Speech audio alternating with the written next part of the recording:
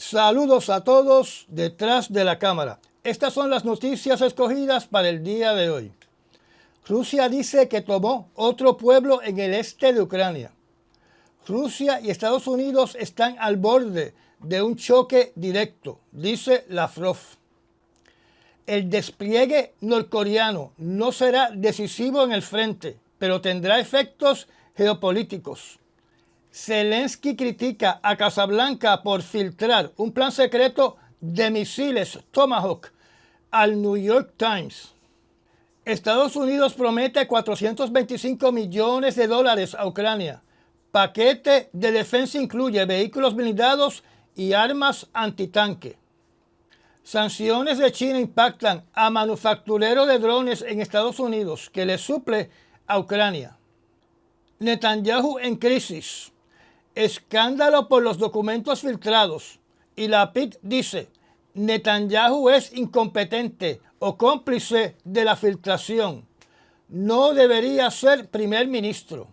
Fuerzas israelíes detienen y golpean y marcan a palestinos tras redada mortal en Cisjordania. Por lo menos 95 palestinos murieron en un solo día mientras Israel intensifica sus ataques en el norte de Gaza. El ataque de Israel al Líbano destruye o daña una cuarta parte de todos los edificios cercanos a la frontera. Líder supremo de Irán amenaza a Israel y a Estados Unidos con una respuesta aplastante tras ataque israelí. Estados Unidos despliega bombarderos estratégicos en Oriente Medio. Irán denuncia presencia desestabilizadora mientras Estados Unidos envía bombarderos B-52 a la región. Por lo menos un misil de Hezbollah dañó una fábrica al norte de Naharilla e Israel intercepta 3 vehículos aéreos no tripulados que se dirigían a la ciudad de Eilat. Hezbollah lanza gran andanada de cohetes al norte de Israel. Terminado con el listado de titulares, comencemos con los detalles de estas noticias. Rusia dice que tomó otro pueblo en el este de Ucrania. Durante el día domingo 3 de noviembre, Rusia anunció que tomó posesión de un poblado que queda a solo 10 kilómetros al sur de Pokrovsk, llamado Vishneve. Eso significa que a solo 6 millas de Pokrovsk, los rusos pueden ver a lo lejos los edificios de dicha ciudad, que es la base de logística y apoyo a las tropas ucranianas más importante de esa región. Esta es la ciudad que yo les mencioné que tenía más o menos 60,000 habitantes y que lo último que se reportó es que solo quedaban 2,000 personas. Habían comerciantes que estaban tratando de vender lo que le quedaba de mercancía y personas ancianas que no quieren abandonar su hogar. Así que ese masivo desalojo es evidencia de que ya la ciudad se dio por perdida y posiblemente antes que termine el año 2024 esté en poder de los rusos. Con la caída de Pokrovsk, posiblemente los rusos tengan completo control de toda la zona de Donbass. Rusia y Estados Unidos están al borde de un choque directo, dice Lavrov.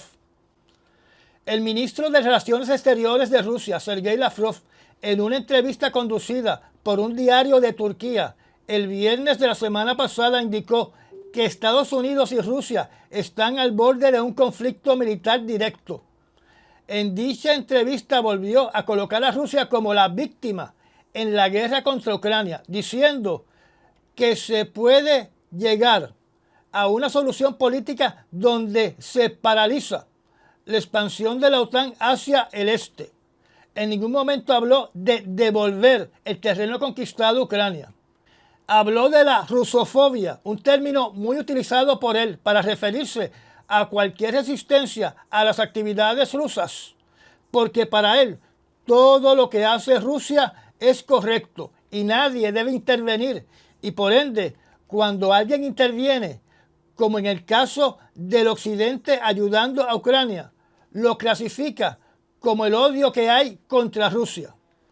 También dijo de que no le interesa quién gane en las elecciones presidenciales de Estados Unidos, porque alega que el presidente Donald Trump impuso más sanciones que las que ha impuesto la administración actual del señor Biden. Una rápida búsqueda histórica parece contradecir al señor Sergei Lavrov. Así que muy diplomáticamente el ministro de Relaciones Exteriores de Rusia, con la frase que Trump impuso más sanciones, es una forma de favorecer en las elecciones presidenciales al señor Trump, porque sabe que nadie va a verificar sus aseveraciones. Para los que buscan, van a descubrir que primordialmente Trump emitió sanciones contra China, en primer lugar, y en segundo lugar contra Irán, y en tercer lugar contra Venezuela. Sobre el confrontamiento con Estados Unidos, esa es una amenaza que han repetido durante varias semanas y tal vez meses, donde tenemos que recordar todas las ocasiones en que Rusia dijo que los suplidores de armamento de Ucrania se podían considerar como blanco legítimo militar, incluyendo bases y almacenes en países de la OTAN. Y recordemos que personas como Dmitry Medvedev, expresidente, ex primer ministro y actual director de Seguridad Nacional de Rusia, amenazó con usar armas nucleares rusas contra todo país que le supla armamento a Ucrania. Cuando les hablé sobre Lukashenko en el video anterior, les mostré brevemente un titular que dice: Rusia puede sacar su arma más peligrosa si la OTAN entra a Ucrania. Esta aseveración la hizo el presidente de la República de Bielorrusia el miércoles de la semana pasada, refiriéndose naturalmente a las armas nucleares de Rusia y las que hay en Bielorrusia. Sobre las armas nucleares de Putin en el territorio de Bielorrusia dijo, o se atrevió a decir, que dichas armas no se deben utilizar sin su autorización. O sea que Putin le tiene que pedir permiso a Lukashenko para utilizar su propio armamento nuclear. Si a mí me dicen eso, yo remuevo mi armamento nuclear de Bielorrusia, porque ese armamento está primordialmente en Bielorrusia para proteger a Rusia y no a Bielorrusia. En mi opinión, si Lukashenko sigue diciendo comentarios como los que ha hecho durante el mes de octubre, terminará como Yevgeny Prigozhin. El despliegue norcoreano no será decisivo en el frente de batalla, pero tendrá efectos geopolíticos. Este titular básicamente lo que dice es que las Fuerzas Armadas de Ucrania reconocen que los soldados norcoreanos no van a tener un gran impacto en la guerra ruso-ucraniana y plantea claramente que estos soldados, como yo he dicho aquí, son carne de cañón, donde van a estar batallando en un terreno totalmente desconocido para ellos, muy diferentes a los terrenos y a los ejercicios de combate que han hecho en Corea del Norte. También se indica que debido a que los norcoreanos van a ser armados por los rusos, que van a tener el mismo problema de suministro de armamento que han tenido otros grupos armados en Ucrania, cuando habla de las dificultades logísticas para mantenerlos. Tengo que añadir que se aproxima rápidamente el crudo invierno ruso, donde yo desconozco si ellos están entrenados para batallar en esa situación tan extrema. Este artículo está amarrado con lo que tiene que ver con los efectos geopolíticos con otro artículo titulado Preocupa a Corea del Sur y a la Unión Europea transferencia de tecnología de Rusia a cambio de tropas norcoreanas. Este artículo analiza más a fondo los efectos geopolíticos de la participación de Corea del Norte en el teatro de Ucrania, donde no solo Estados Unidos y Corea del Sur condenan el envío de estas tropas, sino también toda la Unión Europea. De lo que se interpreta del artículo, hay una enorme preocupación de que Moscú, a cambio del servicio de los soldados norcoreanos, esté transfiriendo tecnología crítica y delicada para mejorar los programas nucleares de cohetería y misiles de Corea del Norte, que sería a su vez una amenaza no solo para Corea del Sur, sino también para Japón y los otros países de la zona Asia-Pacífico, y también para los Estados Unidos. Esto naturalmente va a incrementar la guerra armamentista en esa parte del mundo, y quién sabe si Corea del Sur y Japón impulsen su propio programa nuclear. Si surge información de que Rusia le ha provisto a Corea del Norte tecnología para tener misiles nucleares tan poderosos y efectivos como los de Rusia. Esto naturalmente no se limita a armamento nuclear y tecnología de cohetería, sino que también los rusos podrían estar ayudando al desarrollo de otros sistemas de ataque y de defensa de los norcoreanos, como por ejemplo mejores radares y tecnología para construir mejores submarinos. Ya que hablamos de los norcoreanos, quiero aprovechar para indicarles que dos noticias de los medios noticiosos Bloomberg y Newsweek indican que Ucrania ya ha comenzado a realizar ataques contra los soldados norcoreanos localizados cerca de la frontera con Rusia, y que un soldado ruso capturado indicó que su unidad fue víctima de disparos por parte de los norcoreanos. O sea, que los norcoreanos no saben diferenciar entre un soldado ruso y un soldado ucraniano.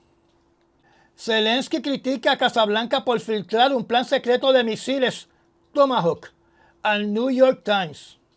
Alegadamente, el señor Zelensky no solamente está molesto con el occidente y los acusa de ser unos mirones y de no hacer nada contra Rusia, sino que también mostró su molestia despotricando contra Casablanca debido a que salió lo que se describe como un plan para que los Estados Unidos les supla a Ucrania misiles de largo alcance tipo Tomahawk, que ayudarían a vencer a Rusia, según Zelensky, ya que tienen un alcance de hasta 1.500 kilómetros. El plan no es un plan de los Estados Unidos. El plan es un plan secreto de Zelensky, donde solicita estos misiles de largo alcance. En ningún momento los artículos sobre este tema indican que Casablanca mire con buenos ojos la petición de Zelensky. La presencia de misiles Tomahawk en Ucrania puede ser extremadamente peligrosa, porque ese tipo de misil también se utiliza para lanzar armamento nuclear. Y Rusia podría acusar a Estados Unidos de estar localizando armamento nuclear en Ucrania y de justificar un ataque preventivo nuclear debido a la presencia de estos misiles en suelo de Ucrania. Como podemos ver, Zelensky todavía piensa que puede destrozar a Rusia con misiles de los Estados Unidos sin que Rusia recurra a su armamento nuclear. Además, Zelensky también despotricó contra el secretario general de las Naciones Unidas por asistir a la reunión del BRICS, donde las Naciones Unidas justificaron la visita del secretario de las Naciones Unidas a dicha reunión por el simple hecho de que hay que tener conocimiento, de que hay que tener presencia, de que hay que conocer de primera instancia sobre estas reuniones de líderes mundiales a través del mundo, en reuniones como la del BRICS.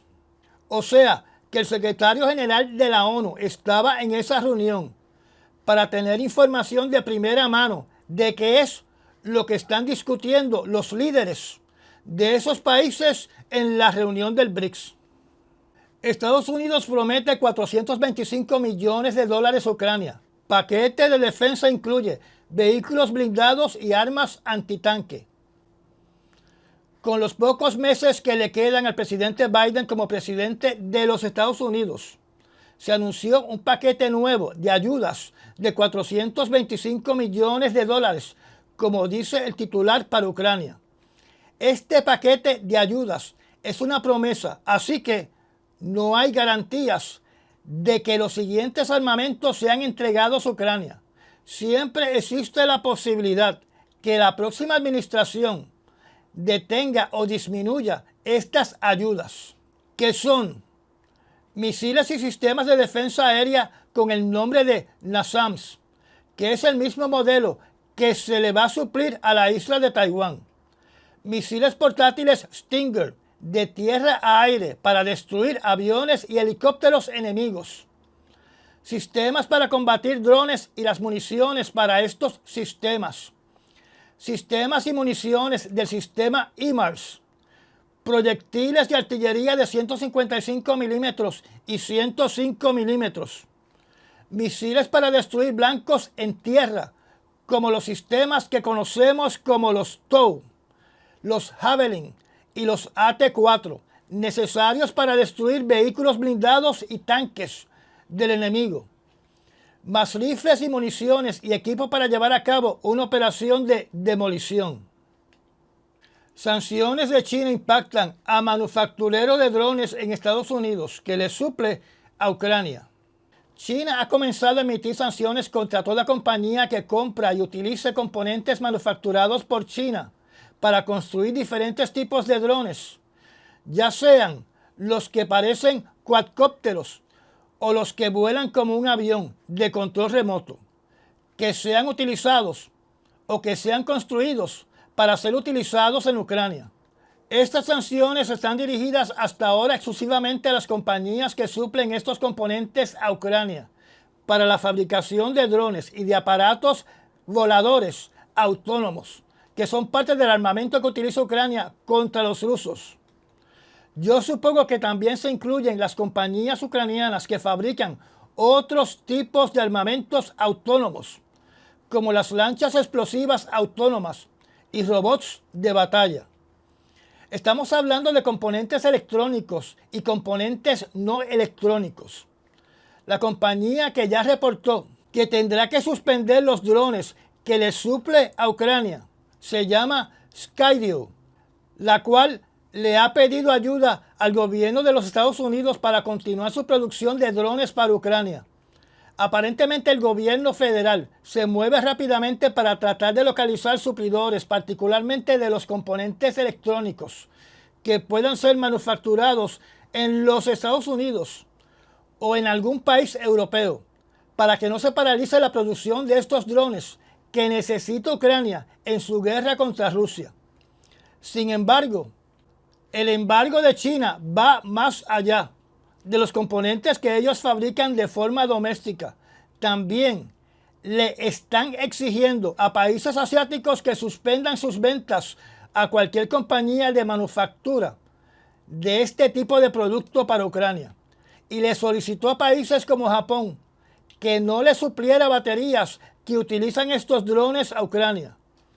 Yo supongo que estas solicitudes vienen acompañadas con amenazas de sanciones económicas si no obedecen la voluntad de China. Netanyahu en crisis, escándalo por los documentos filtrados, y Lapid dice: Netanyahu es incompetente o cómplice de la filtración. No debería ser primer ministro. Estos dos titulares hay que discutirlos juntos, ya que están asociados a la remoción de unos documentos alegadamente secretos de la oficina del primer ministro Benjamín Netanyahu de Israel por uno de sus asesores, que de alguna manera le fueron entregados a varios medios noticiosos.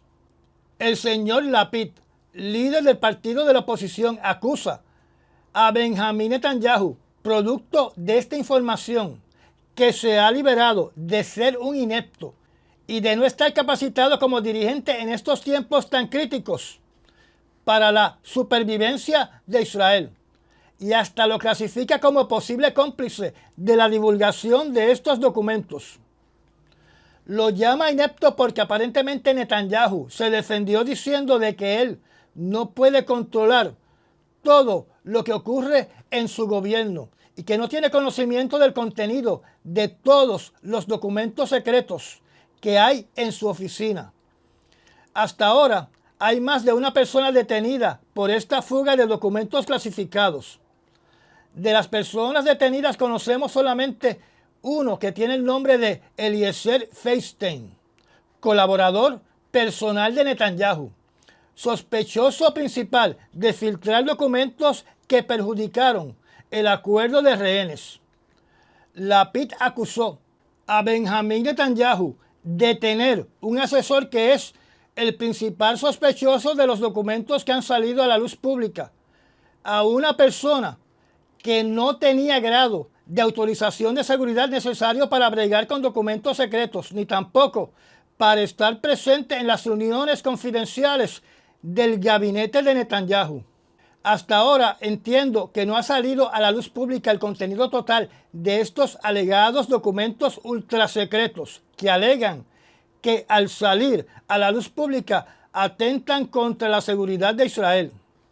Para mí, personalmente, todo esto es un montón de politiquería con lo que tiene que ver con el contenido que ha salido hasta ahora publicado de estos documentos en la prensa. ¿Y por qué digo esto?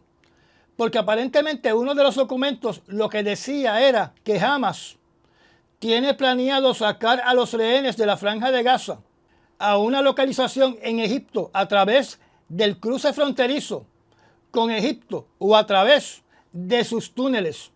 Y esto es algo que se dijo hace meses atrás. Además, alegadamente, estos documentos dicen que la meta o la misión de exterminar a Hamas va por encima de la seguridad y de la vida de los rehenes. Y por ende, había que asumir que los rehenes ya estaban muertos, dándole prioridad a la destrucción y exterminio total de Hamas. Y esto es algo que ya anteriormente una figura pública de Israel había dicho. Y varios influencers que apoyan a Israel 200%, más las acciones despiadadas de las Fuerzas Armadas de Israel en la Franja de Gaza. Además, recuerden que un padre de uno de los rehenes dijo que prefiere que muera su hijo antes que mueran soldados israelíes tratando de rescatarlo. Se acusa a Benjamín Netanyahu que debido a que la prioridad, según uno de los documentos, es exterminar a Hamas, de haber torpedeado o obstaculizado y de continuar obstaculizando las negociaciones de liberación de los rehenes y de lograr la paz.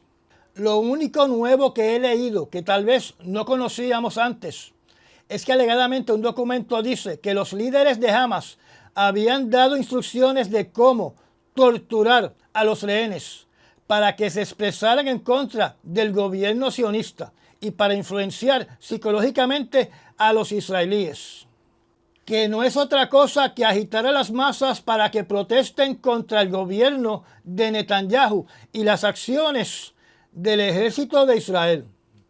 En todos estos artículos de este tema no se hizo ninguna referencia a documentos que indicaran que Israel tenía conocimiento previo del ataque del 7 de octubre y que permitieron que sucediera para justificar la operación militar en la Franja de Gaza. Fuerzas israelíes detienen, golpean y marcan a palestinos tras redada mortal en Cisjordania.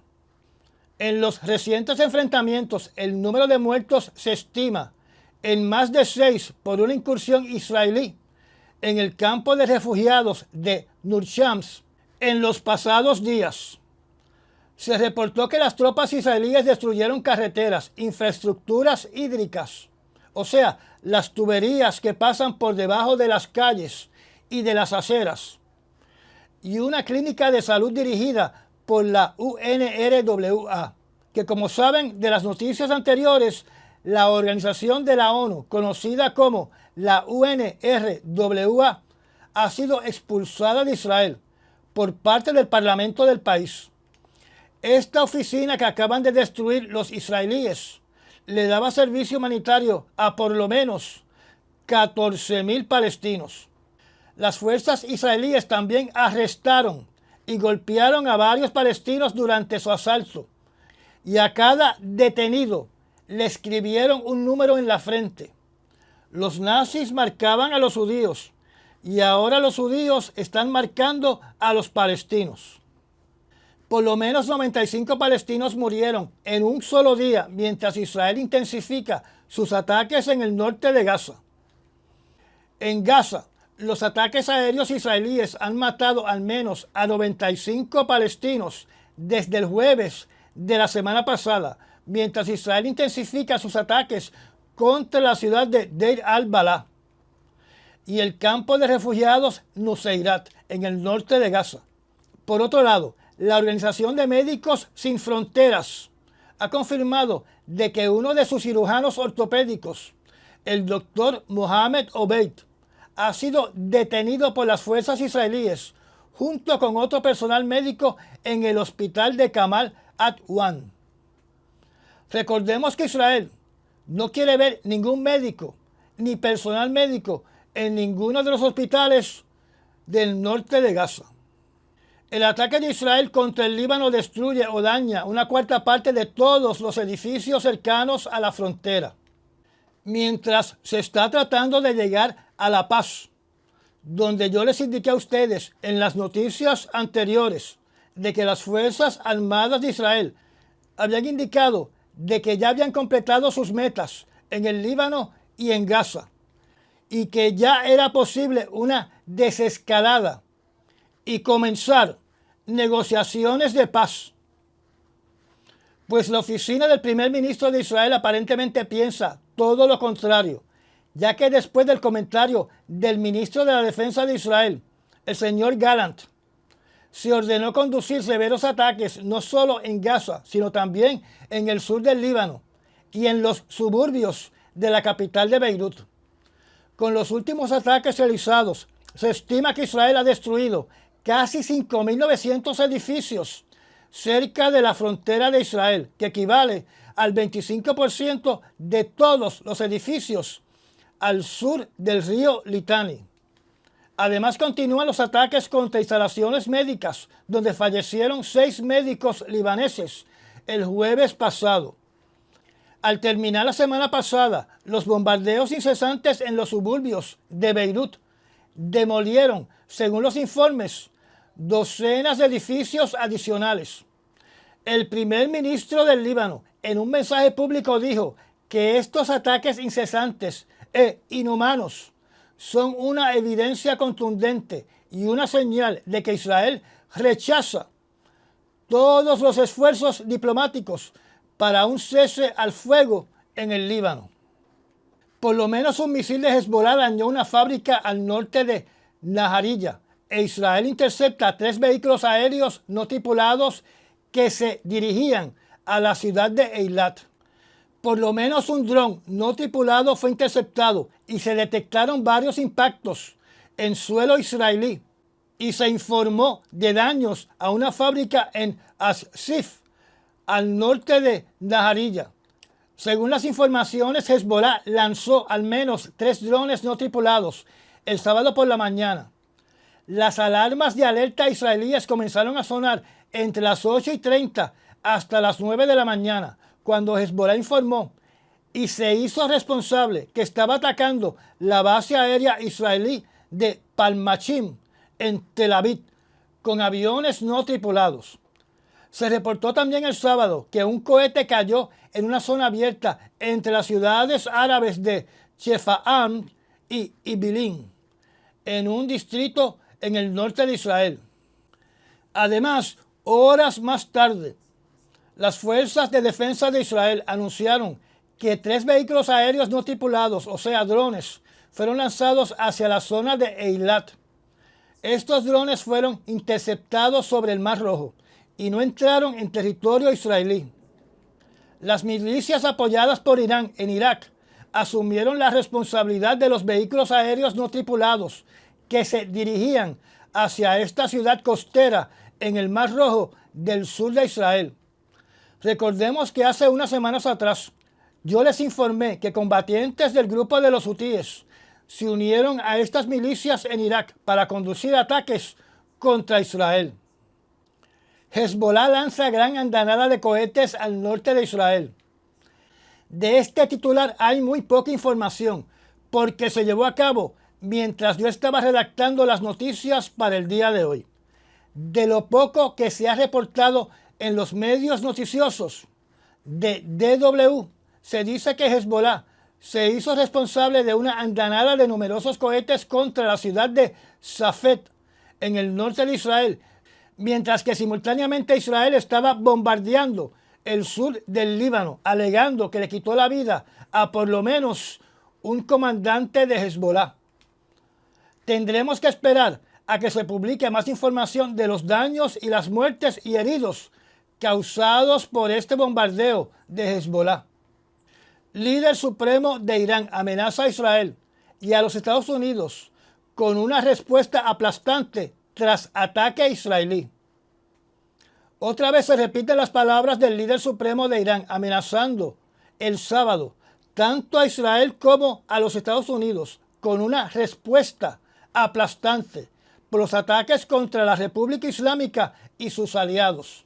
Anteriormente, si usted ha estado siguiendo estos resúmenes noticiosos, el ayatolá, el presidente de Irán y otros altos oficiales expresaron sus amenazas hablando de una reacción, de un contraataque pensado, contundente y sin prisa contra Israel y los intereses de los Estados Unidos, donde todos conocemos que Israel se está preparando para este próximo ataque de Irán y los Estados Unidos continúa fortaleciendo sus fuerzas en el Medio Oriente.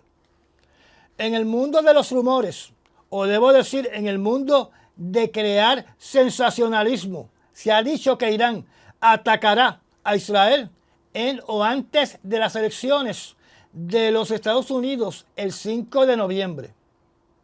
Estados Unidos despliega bombarderos estratégicos en Oriente Medio.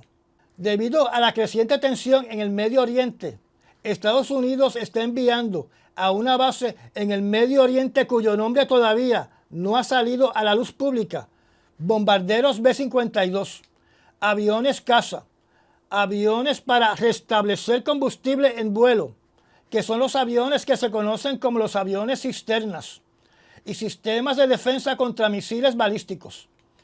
Esta noticia indica de que este despliegue de las fuerzas militares de los Estados Unidos en el Medio Oriente tiene la esperanza de disuadir el próximo ataque de Irán.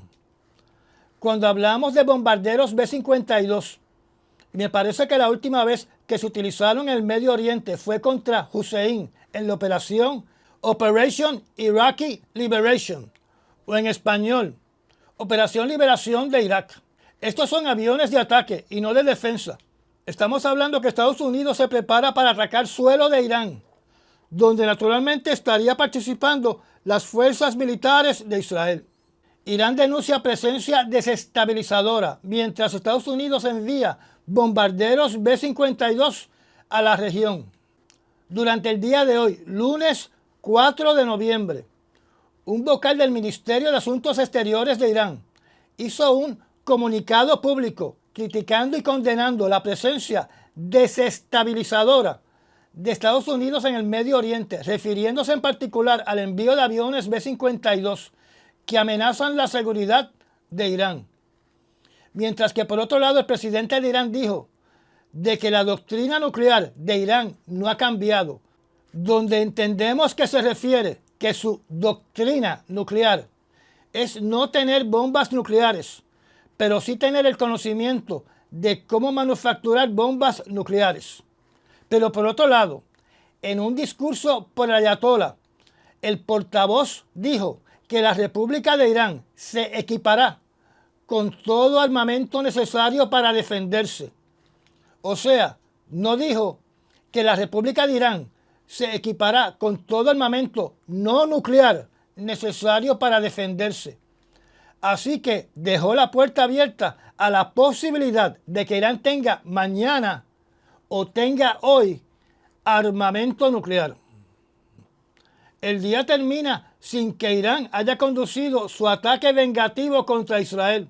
Así que supongo que los rumores de que Israel iba a atacar antes de las elecciones de los Estados Unidos fue un rumor falso y quién sabe si fue un rumor malicioso.